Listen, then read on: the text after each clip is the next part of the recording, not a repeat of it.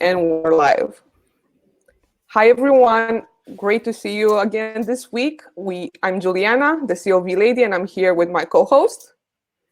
I'm Valentin Radu, CEO at Omniconvert. Welcome. And we have a special guest in the building today. I mean, in a remote building. We're here with Jordan West. And we're excited to talk to him because he is an e-compreneur in a way, because e-commerce marketing entrepreneur. And he has an amazing story that he came to share with you guys today. So, Jordan, let us know, who you are, what you do, and, how did you get to work in e-commerce? Yeah, totally. Hey, thanks so much for having me. It's been so nice to connect with you. I had you on my podcast, which is really exciting. And it's just great to connect with you guys. And it's nice to see that there's, lots of people here listening. I'm super pumped about that. So yeah, my name is Jordan West. I actually live in the beautiful province of British Columbia in Canada. So in case you thought I was American, I am not. I am a Canadian. Not that there's anything wrong with Americans. It's just, we're just a little different. So so I got my start in business actually owning a restaurant. So I decided when I think I was 22, I was either 22 or 23. And I was like, I want to get into business. So I looked on Craigslist, which, for those of you in North America, we use Craigslist kind of for everything. And I looked for businesses. And I found a Taco Del Mar restaurant. So Taco Del Mar at the time I think it was about 200 stores. It was a chain. And they were going through a bankruptcy at the time, the entire chain. And I was like, well, I mean, I could buy a store and what's the worst case that could happen? It was only $35,000 Canadian, which is like super cheap. Like, well, the worst case scenario is like, I'm going to lose 35 grand. Like, that's not the end of the world. I can recover from that. Well, the worst case was a lot worse than that. I ended up losing probably close to about 150,000. And when you're that young and you haven't built up, any sort of wealth, 150,000 is a lot of money. Like I didn't have it. I had to get lines of credit from here and there. And it took up like 5 years of my life. I learned so much during that time. Started to use Facebook a little bit, like back in, I think it was 2011 that I bought the store. So Facebook was still kind of in its infancy as far as, the kind of influence that it has now. But I was able to get people into the store. The one thing that we did super well was actually increase sales. So I tripled the sales over 5 years and still could not make money. And so it was just so difficult. So my lease was almost up. I ended up selling the store for like $25,000, just was kind of scraping by, and we had our first kid. And so we were trying out cloth diapers. Cloth diapers are the worst. Like I would never recommend that. We didn't do that with our other two kids after. But if we didn't do cloth diapers, I probably wouldn't be here today talking about this. So we were using cloth diapers, and my wife was trying to put leggings on our daughter, and they just wouldn't fit, or they'd like slide off because the diaper was so big. And so she's like, well, there's got to be like, I could probably just make some leggings. She was a fashion designer. She'd gone to fashion design school, wasn't really using it. She's like, well, I can easily make a pattern for that. So she made this pattern to solve this one little problem. And then people were like, oh, I love these. So she brought them to markets and would just sell out all the time. And she was sewing all of these leggings at home. And then we had our first call from a stockist about 3 hours away from us, a store. And they're like, hey, can we carry your product? And so we got our first order, and it was like $500. And we're like, whoa, this is a business. I think we're going to be able to do this thing. And so we were selling on Etsy at the time. Great place to start selling things on Etsy to like test a product, right? And this is in 2013, 2014, somewhere in there. And we just started to just sell out all the time on Etsy. And we're like, well, hey, let's create a website. So glad that I believe it was 2015 that I chose Shopify. Shopify is not what it was then. I should have put $10,000 into their stock as well. That would have been a very good choice in 2015. But we just kind of were like looking between all the platforms. We're like, I guess Shopify is the one that we want to be in. I don't know. So we tried out Shopify. We started our store, and from there, I asked my wife. I was like, "Can I start just testing out Facebook ads? Like, is this something I can try?" I had no clue what I was doing. Absolutely no clue. I started. I started running engagement ads. So all I would do is just like find a good post that did well on Instagram, and then I just run it as an engagement post. I'm like, oh, okay, so Facebook, go find me engagement. I had no clue. Luckily, somehow I'd put the Facebook pixel onto our website. I don't remember doing it, but luckily I did. And so I look back on those days, and we had returns on ad spend of like 70. I still have that data where I'm like, oh my gosh, I wasn't trying. Like I didn't know what I was doing. But you know, Facebook in its heyday was just incredible for acquisition. So, you know, from there, our company was growing. You know, we were kind of doubling year over year. And we finally decided to move out of our house. It's interesting. I just had a conversation with somebody and they were talking about, you know, they have like 3,000 items and they're all just around their living room, and they're doing the e-com thing. And maybe some of you who are listening are kind of in that space too, right? Where it's like, you know, you're just doing everything you can to make this thing work. And that was us at the time. Our house, like people would come over and there was nowhere to sit because it was just stock everywhere. And my wife had this like idea, like, yeah, we always want to be an at-home business. Like, I would never do that again. So we ended up getting a space, and then we realized as we were growing that my wife and I didn't work super well day to day together. Like, it was just, there was always conflicts, you know, of like the way and it's good because we think so differently, right? So we come at the world two totally different ways, but it didn't work running the company. And I was always good at the marketing side. And so from there, I was doing marketing consulting. And for people who know me, I do stuff for free all the time. I just want to help people. And so I was doing consulting all the time for free, just like helping these businesses. And I'm like, yeah, this is kind of how you do it. And this is how you grow. And then one of my friends came up to me and he's like, hey, you should just start charging just a little bit. So we did. And I brought a partner in, and we created Mindful Marketing. And so Mindful Marketing is a company that helps e-commerce brands scale. And from there, now we've grown that business into, I think we're at 16 or 17 employees now on that side. And we've grown our Little and Lively was our original brand. We've now grown that into 3 brands, which is super, super fun. And then we're acquiring 2 brands in the outdoor space right now. So we've grown into, hopefully next year we'll be at 8 figures between the couple companies, not including the marketing agency. But yeah, that's been that's my growth story up until now. Great story, Jordan, and thanks for sharing. I think there are a lot of learnings during your path over here.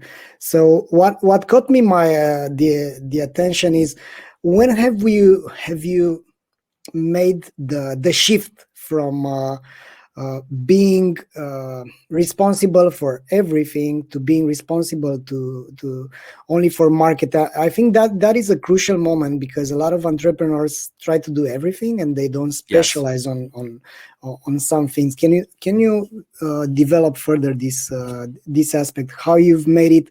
And I can bet that suffering brought you there, but it's just an assumption. Let me know more about it. Yeah, totally. So, I mean, for anybody who has grown businesses, you'll know at first you start doing everything, right? You have to do everything. You have to do the shipping, the packing, the marketing, the emails, and all of that kind of stuff, right? As time went on, we started to really realize, and what I want to let you know is self-awareness is so, so important. So luckily we had somebody come by our business when our marketing agency and our clothing company were in the same space.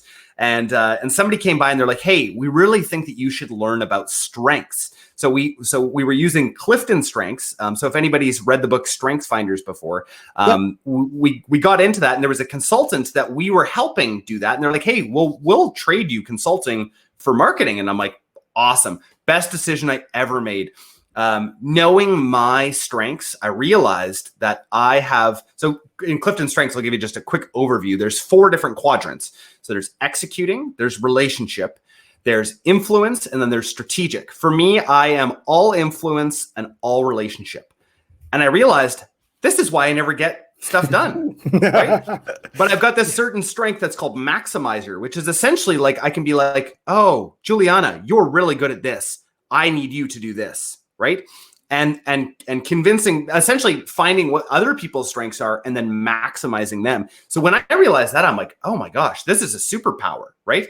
Now I'm able to like hire people and bring them in and then get them. And then I have woo, which is win others over, which really helps get people into a vision. And so I couldn't do it at first. It wouldn't have worked at first, but realizing that it actually is like, it's knowing your strengths really helps you figure out what you can do versus, what you can hire other people to do.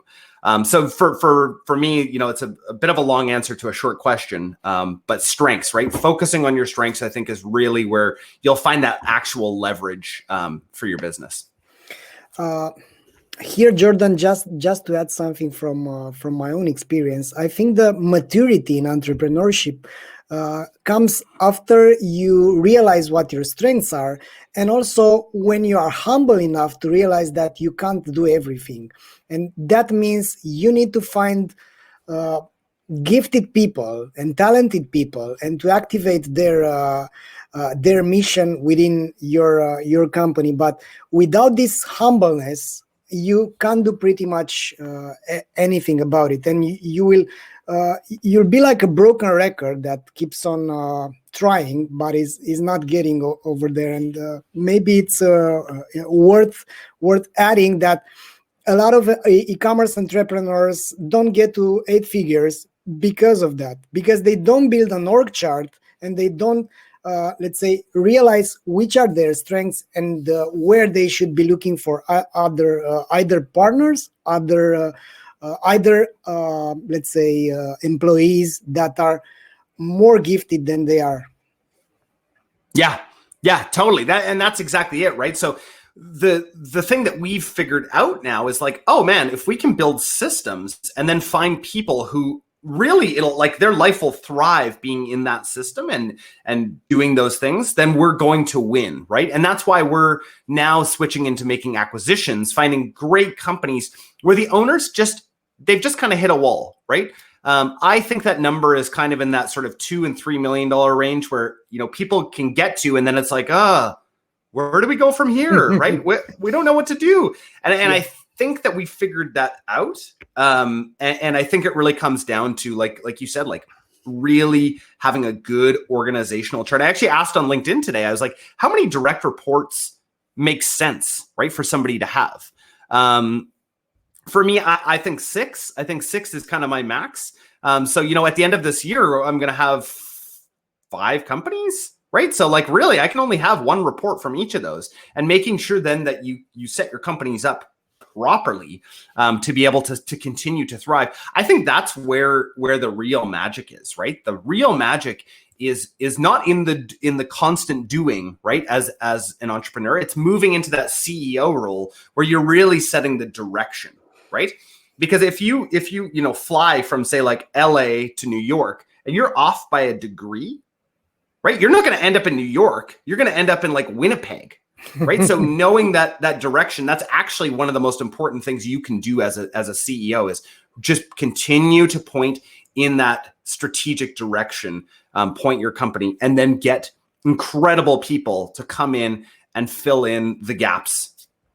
And to have a control tower, which is maybe, I don't know, your wife or your partner, or I think it's also paying off very well to have someone that you can bounce ideas with, and you can recheck where is the direction, where you should be going next, because it's you can't have long haul lights for all the road ahead. Yeah, totally. And again, having that, so whether that's a wife, whether that's a coach, I'm huge on coaching. I just think that having that third party person that's kind of out of your life to look in and be like, hey, Jordan, I think that you don't need to be doing that, right?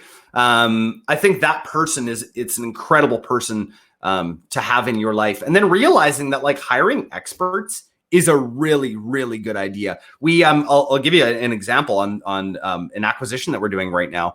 We were just banging our heads against the wall trying to get this financing. We had great numbers and everything. We just couldn't get the financing. And we're like, this is so strange. So we hired an expert in financing to find us. So we were going to get 10% was going to be how much we were going to pay, our interest rate. Right now, in 2021, we were going to be paying 10%. We could get the money, but at 10%, we're like, whoa, this is expensive money. We hired an expert and we got double the amount, and it was at 2.88%. Well, I'm going to do that any day, hire that expert to find me that, right? So think about that in your guys' business, right? And like, what sort of experts can you bring in? Where's that place that you can start outsourcing that you may not be an expert in, right? For me, I think that that first place is either email, SMS, or paid ads. Those to me make the most sense for e-commerce businesses to start outsourcing that too. And then also finding those SaaS products, right, that can really move the needle. Though that's the next place. I'm wondering because it's not often to see a brand owner that's also an agency owner, right? Because usually there's a aversion from Totally. brand owners to agencies. But I'm curious because, see, I mean, all of us are dealing with e-commerce brand owners in what we do every day. And just to go back to what Valentin was saying earlier, is that there is a clear mindset status quo when you are an entrepreneur, where you are so obsessed to protect your business that you are not allowing the people around you to have space to help you grow. So you obviously have to sell to other brand owners, and you deal with that status quo as well, right? How do you deal with it? That's the question. How do you deal with someone that's in your shoes but cannot accept that they need help? We don't try and sell at Mindful Marketing. We do not sell to anybody, right? Like that is just not what we do. I have a sales team because I do not like to convince. That was one thing we used to do. We used to try to convince people that they needed help on paid ads, right? And SMS and email and all that stuff. And I'm like, it was horrible. I'm like, I can't convince you if you don't think you need help. But we used to, right? When we first started and we're trying to build up our business and everything. Now, like, you know, it all comes inbound to us, right? So unless somebody realizes that they have a problem, we just don't work with them. And so it's really great, I think, at Mindful Marketing that, you know, for me, owning multiple other e-com brands, I'm actually able to say to our partners and our sales guys and everything like, no, this is not the way that we do things, right? This is not going to fly with, we were doing some different pricing ideas, right? And I'm like, as an e-commerce owner, this is not going to work. I know that they would not like this way of doing things. And so it's great to have that within our team, right? For me, I love helping people. And so I love when we bring companies into the fold and we can actually see them grow. That's the reason why I'm still an agency owner, right? It's the reason why I'm still like the CEO, because that's what I get out of it, right? You'll get to a point, and I'm sure that there's lots of people on this call where it's just not a money thing anymore, right? Because if it was a money thing, my partners know, they're like, well, you don't need to be here. So why are you here? And for me, it's really about purpose, right? It's about bringing people, seeing their businesses thrive, because I know what it's like to lose so much money and not know where to go and not have an advisor and not hire experts and really be almost bankrupt. I get it. But how do you know? How do you help brands know they need help? Because it's honestly, a lot of people think they want help, and once you present them with a situation, they don't want to believe it. So I mean, in my opinion, data is the biggest agent provocateur of mindsets, right? So when let's say you talk to a brand owner that has clearly some issues while, focusing on the wrong things, and you present with the data, then you see, that people don't want to believe it, but they want your help. It's just that they want it in a way that doesn't affect the way they're doing things. Yeah. So I guess how do you help people, accept your help? That's the thing. Yeah, totally. Because as entrepreneurs, probably everybody listening to this right now is, that self-made person, right? As an entrepreneur. And it's so hard to ask for help when you're probably capable of doing everything, right?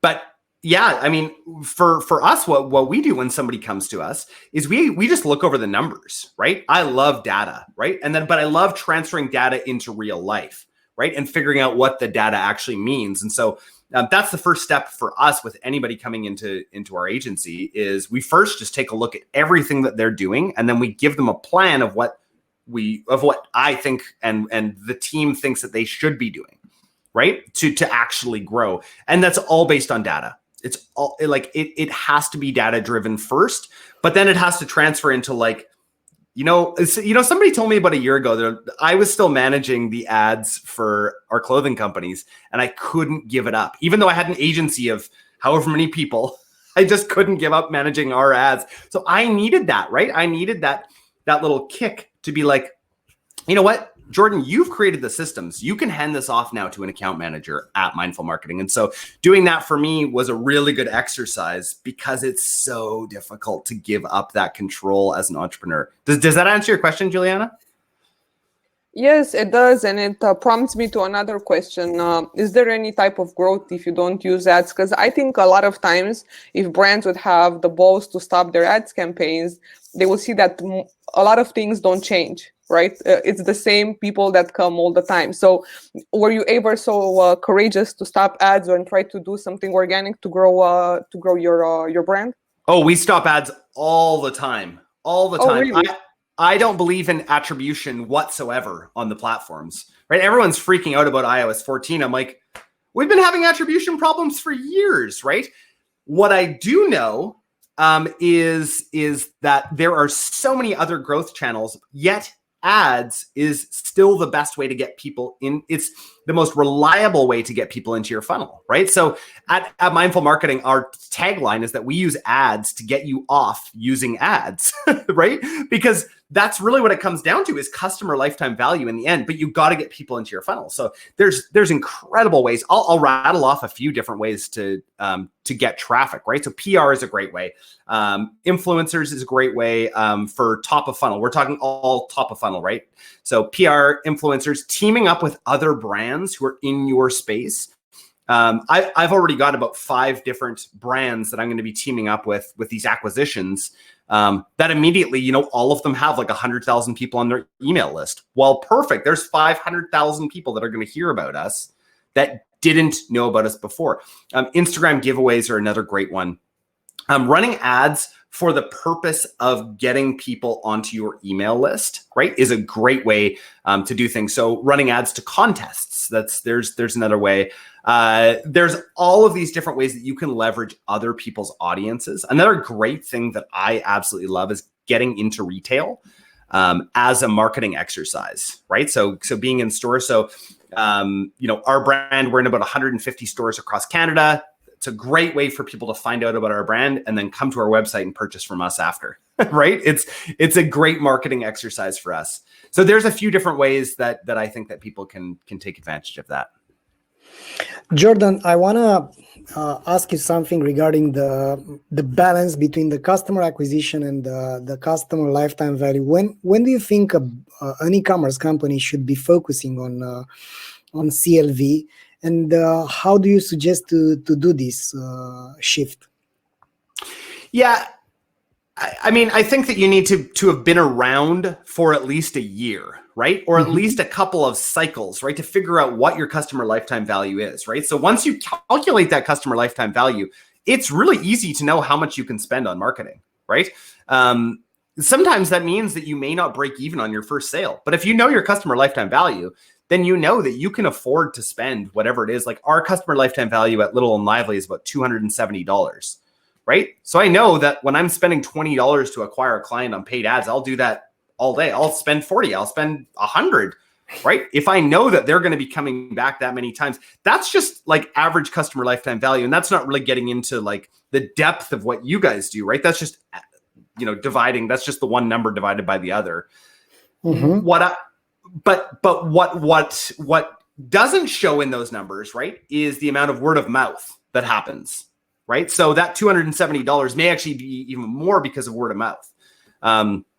So that's a whole nother equation.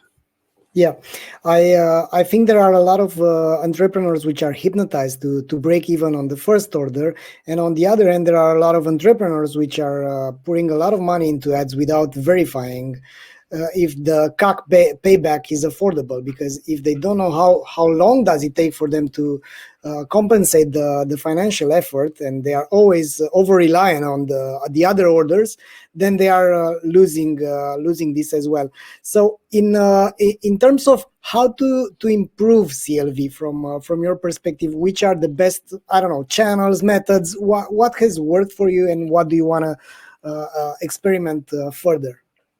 So adding products, right, is a huge way right there, right? Figuring out what your target demographic wants and what your customers actually want, and then serving that to them. So for us, we built the 3 brands that we have right now based on the same customer, right? We're serving the same customer. So at first it was baby clothes. And then we realized, well, babies aren't buying the clothes. It's the moms that are buying the clothes. So we created women's clothing, right? And so our women's clothing has actually now taken over our baby clothing as far as sales are concerned. And then we realized that there was this need in the market for a really high quality pajamas. And so then we decided to sell that. And so our customer lifetime value just keeps going up and up and up. With this, another thing that I firmly believe in is doing launches often, right? So especially for fashion brands, continually bringing out new product that uses the same SKU, right? So that's one of the things that we do. So repurposing and repackaging different SKUs together, bundling things together. All of these are going to, help your customer lifetime value. For us as well, we do things on the first purchase that I think really lead to higher customer lifetime value. So one of them is that when somebody orders from us for the first time, we send a personalized video with their name, what they ordered. So it'd be like, hey, Juliana, thanks so much for making the purchase at the Kindred studio. We really, really appreciate it. We hope that you're going to love that blanket cardigan. If you have any questions, we'd love for you to join our Facebook VIP group. And so people will join the VIP group right from there. They'll get into the community, and then they'll realize how much other people love our product, which just then eggs people on to purchase more and more and more. It's that to me is how we've increased customer lifetime value. I mean, you guys are really the experts when it comes to that. I've just been stabbing in the dark for years. Yeah, but it's outstanding. So what you're doing is you are crafting an outstanding onboarding experience, and then you are leveraging the other people from the community to transfer know-how and to endorse the brand even further by giving them an arena to communicate with each other around the products that you're selling. And I think that's fantastic. So congrats for that. Let me know a thing, Jordan. So a lot of brands miss out this under promise over delivery, because what you're doing is you are let's say the purple cow. So everyone sees the normal cows like Seth Godin's purple cow, but you are among the few e-commerce players that invest so heavily, because if you can send a personalized video to each first-time customer, that means you have all the average e-commerce customer companies, and those common experiences like the normal boring email with this is your shipment details, thanks for ordering with us, and then you have which is a real human experience. And I think this is generating emotions, and in your space even more than that, but any buying decision, I think, is affected by the emotions. I want to ask you something regarding the customer journey and the touch points. There are many touch points, and now the customers are not getting towards the brand with a straight line. So they are always getting into your website. They can see an ad, they can go to Google, they can find the remarketing ad, and so on. So there are many ways and many touch points. Have you been, let's say, consciously designing this customer journey? Have you identified these touch points? Because I think there's really value, let's say, hidden value into being let's say, relevant to the customer at any touch point. Yes, that is such a great question. So most people in marketing, the marketing world, know about the 5 levels of traffic, right? So there's cold traffic, and we use this in Facebook ads all the time, and all all the ad platforms we use this on. Yeah, so we've got number 1, right, which is they know nothing about you. right? So this is just your awareness sort of level. Number 2, they've engaged with you in some sort of way, right? Number 3, they've actually viewed a product of yours on the website. So picture that, somebody coming into your store for the first time, looking around. That's level 3. Number 4, they've showed some sort of intent and actually added to cart. So, in the retail setting, this is somebody walking around with a basket and putting something in, right? They're going to go try it on. This is that next one. Then there's level 5, and that's purchasers. And that's where most people stop. They're like, oh, good, we got you to become a purchaser. Yay, you're at level 5. Let's just keep selling to level 5s, right? No, there's so many levels after that. So I like to think of there's levels 6, 7, and 8. Level 8 is where they actually become an advocate. And it's incredible to see level 8s in our VIP group. So the other day, a great example is somebody said, is the customer service here normally this bad? I had a really bad experience. We saw this post come in on the VIP group, and we pride ourselves on incredible customer service. We saw this post come in, and within about a minute, there was 10 comments from people within the VIP group saying, absolutely not. Best customer service we've ever had. This is not an appropriate post in the VIP group. I was able to quickly screenshot it to give to our customer service team, which is something I normally don't do, right? That's not my role, but we really care about our customers that much. I screenshotted it, sent it to our customer service team, and I said, hey guys, can we respond to this? They went to go respond, and the person had deleted the post because there was that many people that were our advocates, right? That we've moved down into level 8. That many advocates that were saying, this is not the place to do it. You need to reach out to them. They're going to make it right. We ended up going through because any bad customer experience, it's that rare that we have them, that our customer service team screenshotted every single email back and forth. And it was just kind of one of those, sometimes you're going to have customers where you just can't win, right? And that was one of those customers for us. But luckily we saw, okay, we had made this right along the entire journey. So for me, that's a really good example of moving people beyond, right? Beyond that just purchaser. And there's some steps in between there as well, but really it's about getting to know you better. I pictured, level 8 is really that like marriage sort of space where like they are going to defend you no matter whatever you do, they're going to be there with you. And they just happen to purchase over and over as well. Yeah. So I think that's a great approach, and congrats for realizing this. Yeah, totally. I mean, it's really made a huge difference. It's something that we try, really in a big sort of way at Mindful Marketing to instill into our clients as well. We're like, guys, this is the way that you build a brand that's going to last, right? Like when we're looking at acquisition targets, we're not looking at products. I'm not looking I don't really care what the product is itself. I care, have you created a brand and a community and this incredible experience? Do you have level 8s? Because if you don't have level 8s, I'm not really that interested. It's not a brand that's worth acquiring in my mind. I wanna go back a bit to what you said earlier about the customer support team. So where I am right now, I see that, in my opinion, I think it's the most underused, human resource in e-commerce. Because I think, in my opinion, the customer support team should be like part of the revenue team. What are your thoughts on that?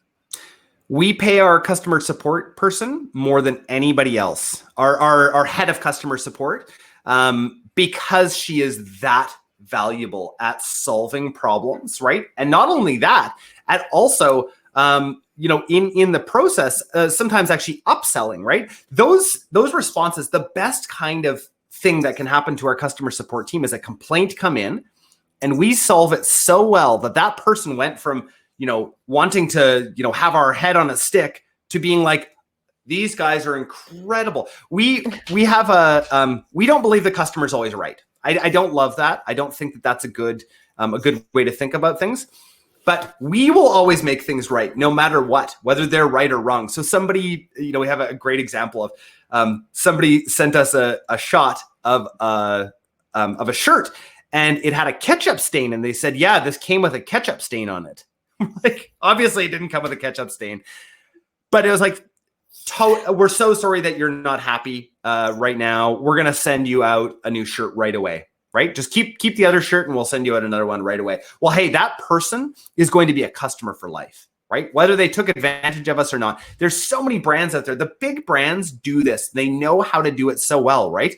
Why is Costco so big? Why do you spend so much at Costco? Because you know you can return stuff anytime you want. Do I ever return anything at Costco? Never. I've like maybe returned something once. But you have the possibility to do so.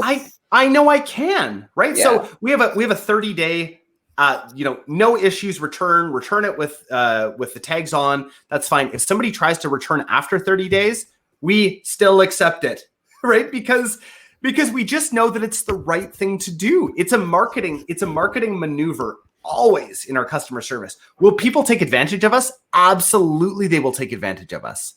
But I'm fine with that because I'm playing the long game. I am not playing the 2021 game, right? I'm playing the long game with these brands. And those are the brands that you see grow and grow and grow, right? When you're playing the long game and not just trying to, squeeze everyone for every dollar that's in them. I agree. But why do you think, it's not the same thing for most of the brands? I mean, I see a lot of people using chatbots that, ask you dumb questions. And then when you finally end up talking to a customer support rep, they're going to ask you the same questions again. And it's like this whole vortex of craziness. And I just don't see, I've been listening to a lot of podcasts and I see many more voices in the industry. And you are probably amongst the 5% of the industry that really care about customer support because the 95 rest don't necessarily.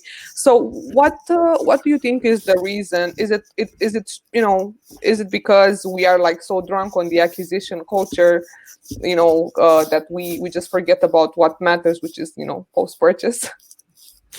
Yeah. So what I think is that we've kind of forgotten that we're selling to humans, right? We have all of this data at our fingertips and we're like, oh, great. Okay. We're getting this kind of return on ad spend. We're getting this and this and this. And let's set up a bot that can do it. Like I remember I set up a bot, right? When Messenger was huge, I set up a bot that would answer all these questions. I just thought it was the coolest thing ever. And then I remembered that we're selling to humans and then everything changed, right? So for us, our 2020 mantra is doing scaling the unscalable, right? So sending out videos to every single person who purchases, that is not scalable. And yet we were able to do it, right? We're able to actually put the money in to do that. And I think that just remembering with your ads, that's a huge thing at Mindful Marketing that we tell our account managers and our ads managers all the time. Remember that humans are the ones who are scrolling, right? So it's so important to connect with people. Like if you were just, however you're going to market, remember that it would be the same as you were having a conversation, just like you and me. And that's why conversational copy works so well. And that's why, images that aren't just these gorgeous images that aren't realistic work so well, right? Because we're talking to real humans. So that's for me what it comes down to. Jordan, I like that. Jordan, I want to ask you something from a different perspective. I think that the entrepreneurs are such wonderful creatures because they always go past their limits. However, they are alone in their minds. You've said something that they need a coach or they need someone to work with. But what do you suggest after? Because you're a winner, right? You used to be losing. You had those 5 years of struggle, and you haven't given up, right?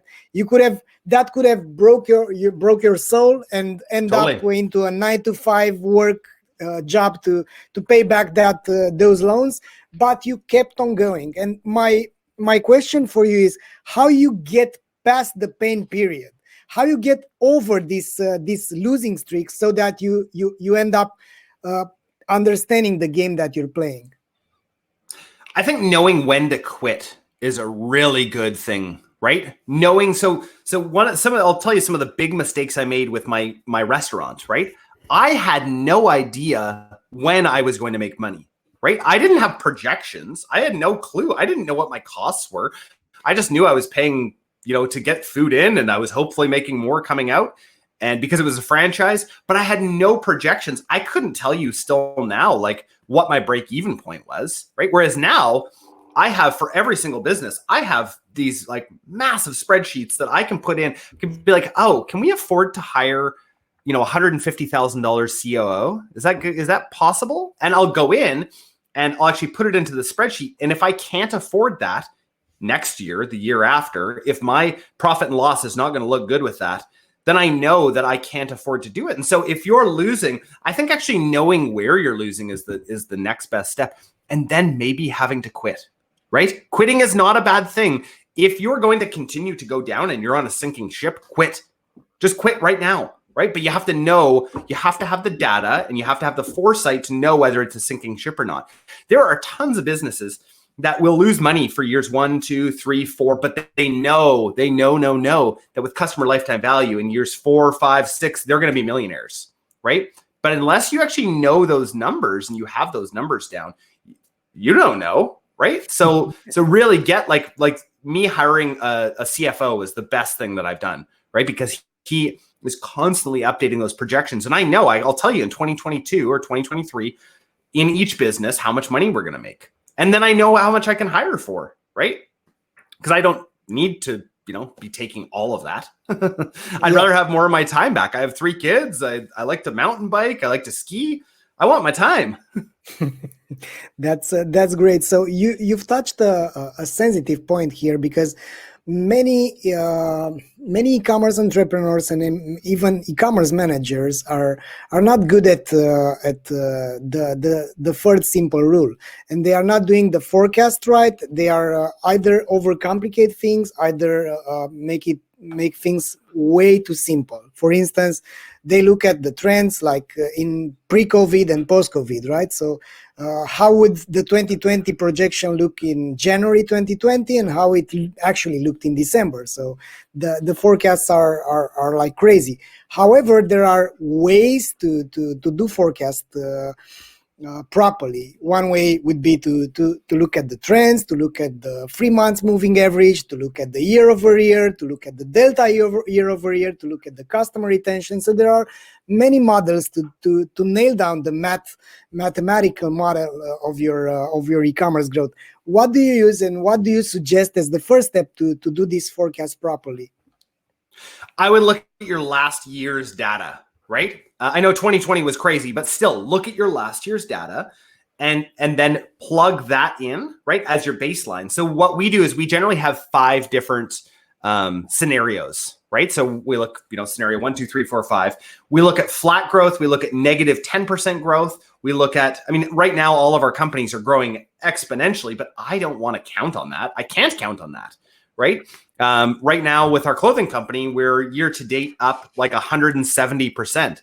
Well, I'm not gonna forecast for 170%. I don't know if that's going to continue on. I don't know if we can actually if we have that amount of stock even for that. But I love to look at the different scenarios. So first, start where you are, right? Look at your costs. And then you have to think like, hey, are my costs going to go up? Is my supplier going to start charging more? Are Facebook ads costs going to go up? And then start to really get into the nitty gritty of all that. And if you can't do it, hire somebody who can, right? Most of you can't. Well, I can't. I can't set up those spreadsheets. I don't know how to work all that data, right? So either find an incredible software tool that's going to help you with that, right? Or find somebody who can do it for you. My CFO, he's just the most incredible person when it comes to this. He's really helped me. I'm sure he's made me an extra, I don't know, a lot. You're talking about Matt, right? I'm talking about Matt. Yes, I love Matt. Oh my God, I love Matt. He made the meme about me on LinkedIn with Bernie. And, did he? Yeah, he put Bernie and was using Sandra Bullock from that movie with I forgot, with the blind the bird something, and he put Bernie on a boat. Yeah, and he was saying, Juliana, when asks someone what's their customer lifetime value, and I was like mad like this.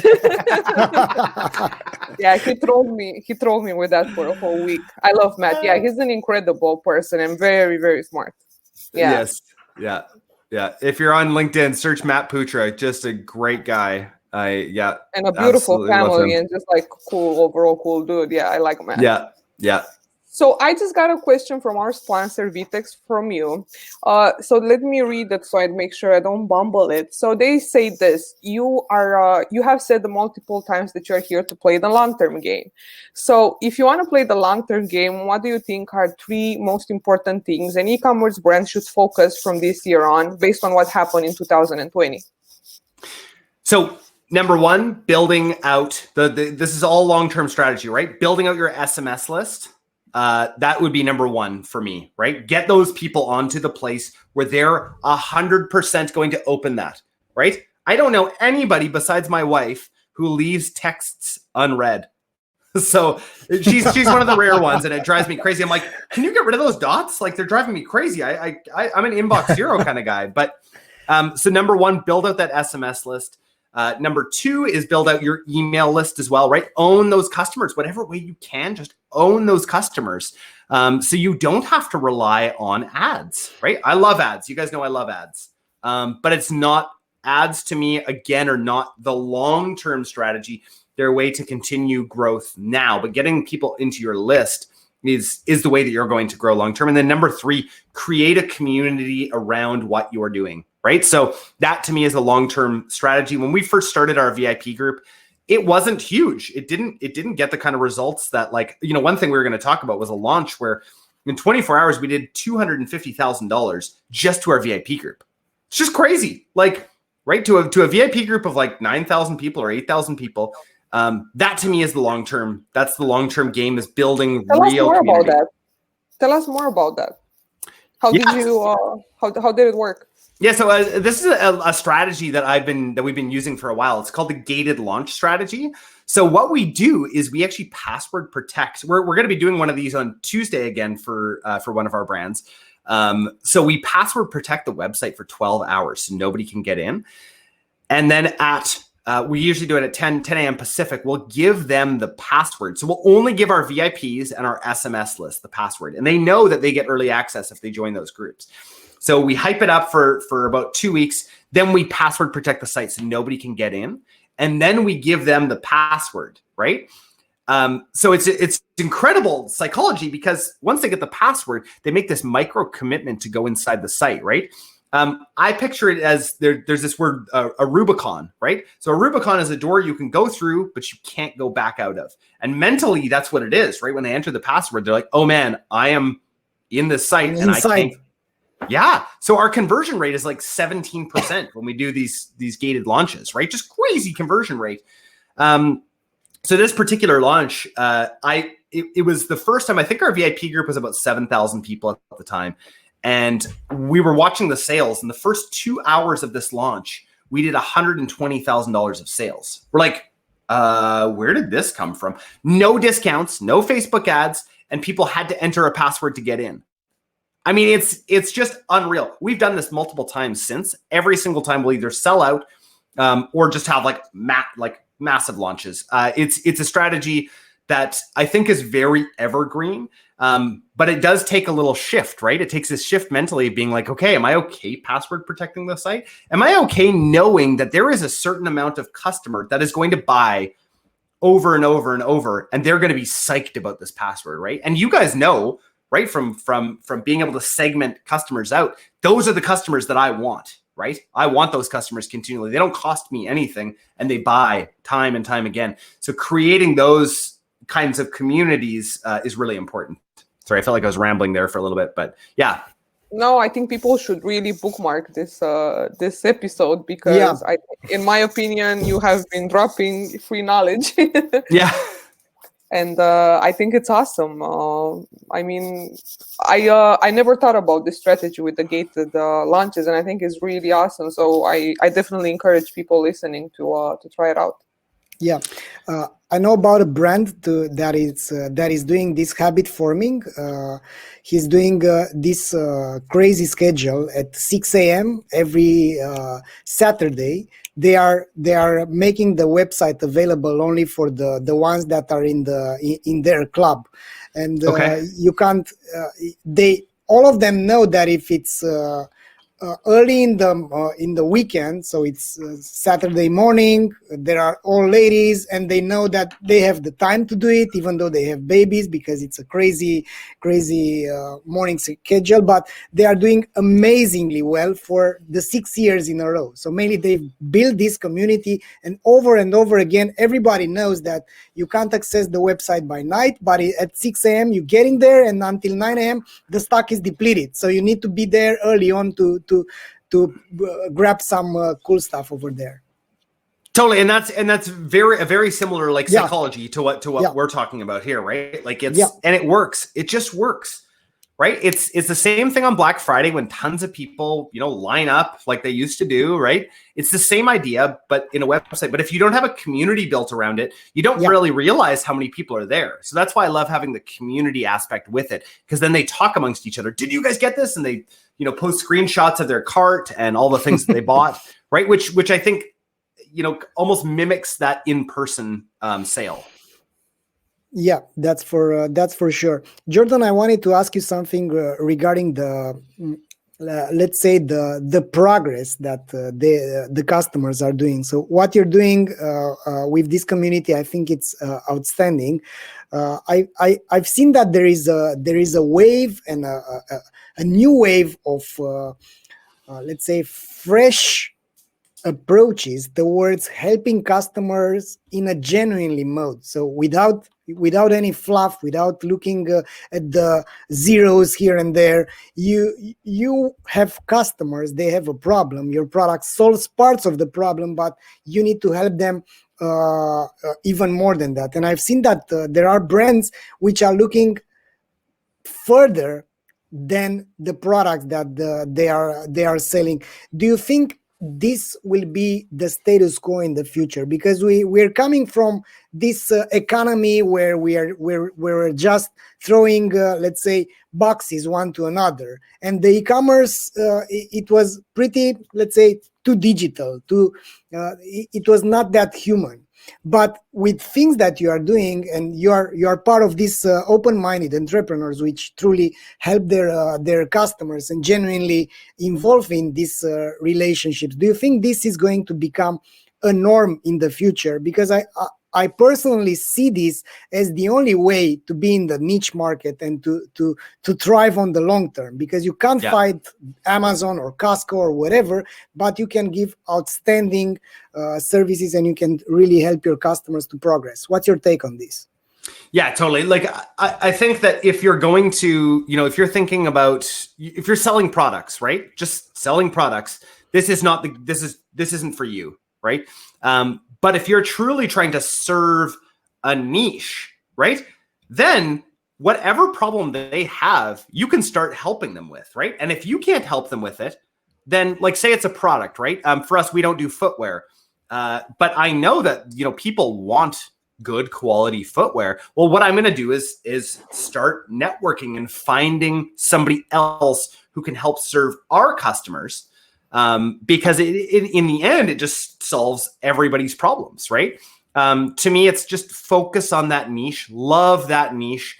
For us, we know our niche super well. We're going to continue to bring new businesses and new products in to help serve that niche. With our new acquisitions, we're serving a totally different niche, but we're again going to build a community all around that. And they've already built communities, which is really cool. But yeah, that's it. Like focus on people. Right. And then maybe that they need a product to help them with that. But these products, don't just release them just to make a little bit more money, right? Release them to actually help people. And that's how you'll grow in the long term. That's great. I love that. I think it's awesome. And you're I mean, I liked you before, but now I really like you. Because I mean, I'm just like, I don't hear this often from a lot of brand owners, and this for me, this was a very refreshing conversation. Very thank refreshing. You. So Jordan, I will add another question while Juliana is so dazzled. I am. So my question to you is, Jordan, we all have, let's say, a biography. We all have our own stories that we tell to ourselves so that we go further, so that we fulfill our greatest vision or not that great vision. What would be an advice that you would give to entrepreneurs which are starting out? I have. Let me give you an example. I have some entrepreneurs go outreach to me on LinkedIn and they say, "Hey, I'm depressed. I can't do anything. I've invested such a large amount of money in this marketplace or e-commerce or whatever, and I want to get your opinion on this. What would you tell to these e-commerce entrepreneurs which are simply stuck and they don't know what to do next?" Know yourself, right? So figure that out, whether that's using strengths finders, whether that's the Enneagram, whether that's some kind of personality test, whether that's you needing to go to counseling, right? Figure out yourself, figure out your strengths, and then bring partners in, right? Every single business that I have a partner, right? And I know that those partners are bringing so much to the table. If you're struggling and you don't have a partner, figure out, like, you're not good at everything. You're just not, right? And that's beautiful because you can then bring a partner in to help you out with that. There's a lot of people who don't want to work with partners. They're like, no, it just complicates things. Well, if it complicates things, maybe you need to look at yourself and the way that you work with people. But bringing in a partner who really fills in your gaps, I think is that first step. And then quitting, right? If it's not working and you're not able to scale, just quit and do something else. I wish I would have quit Taco Del Mar. I knew after 2 years that I wasn't going to be able to make it work. I wish somebody had told me, Jordan, just quit, sell it now, right? Yeah, perseverance in the wrong direction is not a virtue. No, absolutely not. This was good. This was really good. Thank you. Good, Thank you good. for coming. This was a really good conversation, and again, very refreshing. And I'm happy. We're doing this podcast because you get to hear different perspectives on growth and different And as Valentin said, it's nice to see this generation of open-minded founders and entrepreneurs that are really trying to do good rather than just make a quick buck. So thank you so much, Jordan, for being here with us today. This was awesome. And I dropped your LinkedIn link here in the chat. I think, if people want to reach out to you, they should add you or they should click the action button that we have here, because I think you have a little thing for people watching growth plan. Yes, that's right. Yeah. So we did actually talk a little bit about that. So what we're offering is a free e-commerce growth plan. So basically we look at what you're doing right now. And then we give you, all of these steps basically to get to where we think that you should be, right? Or where you could be potentially in the future. So if you feel like you're ready for that, this is something that we're offering totally for free. You can click that link. There is not a link on our website to find it. So if you go there, it's just, we only give this link out if I'm on podcasts or, there's great communities like this. So yeah, don't forget that link because you won't be able to get back to it. I'll add it in the episode notes too. Yeah, perfect. And then connect with me on LinkedIn. I absolutely love, I try to post a couple times a day on LinkedIn, really just trying to give a lot of value to people out there because to me, when you win, I win. That's just what it comes down to, right? There's, money only goes so far, and then you realize that it's kind of meaningless and that it was just a thermometer the whole time, but helping people is really where it's at. Yeah, that's totally right. Jordan, thanks a lot for being today with us. All the best from Bucharest, and who knows, maybe we will cross paths again at the e-commerce growth stories. I hope so. Have a great one, Jordan. Thank you everyone for watching today. See you next time. Bye.